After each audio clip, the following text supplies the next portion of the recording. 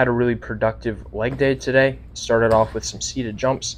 These are a lot harder because you have to generate all of the force basically from nothing, but the benefit is you get really good at generating force so that whenever you move on to normal jumps, you're just able to generate it a lot better.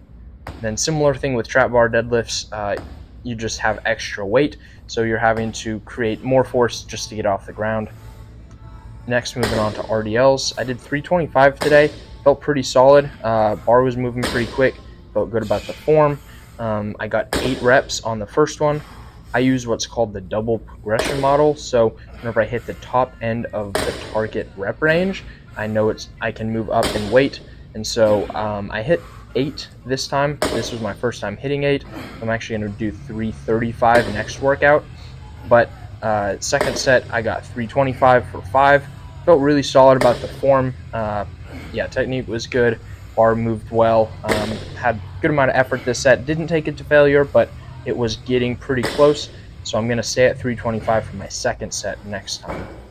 Moving on to leg press. I actually haven't done leg press in a couple programs, and I'm 3 to 4 weeks into this program where I am including it, so I'm still adding weight at a pretty good pace. I got 8 reps on this first set, so moving on to the second set, I actually was able to add 10 pounds. So yeah, I felt pretty good about adding some weight on the next set.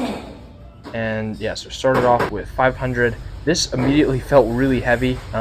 Still moved pretty fast though, but just actual weight on my feet and legs and everything, it felt pretty heavy. I wasn't expecting it to.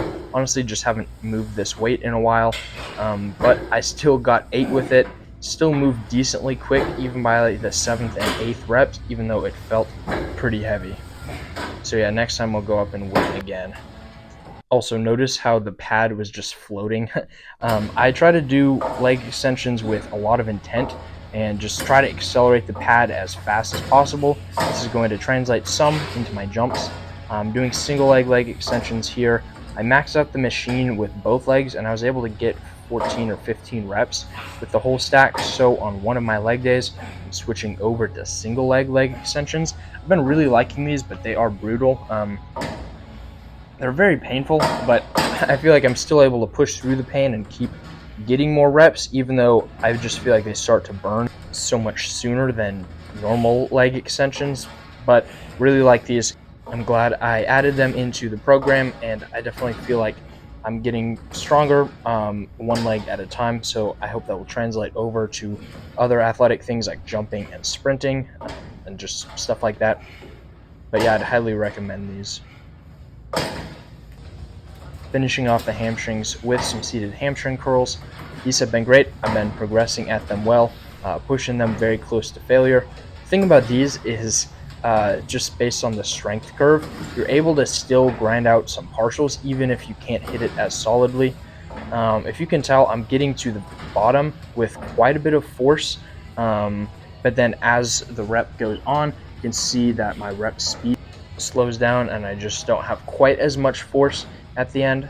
But yeah, solid 2 sets here, and then I moved on and did abduction, adduction, and trained my hip flexors, but I just didn't video those. But yeah, overall super solid leg day, really happy about it. So yeah, thanks for watching.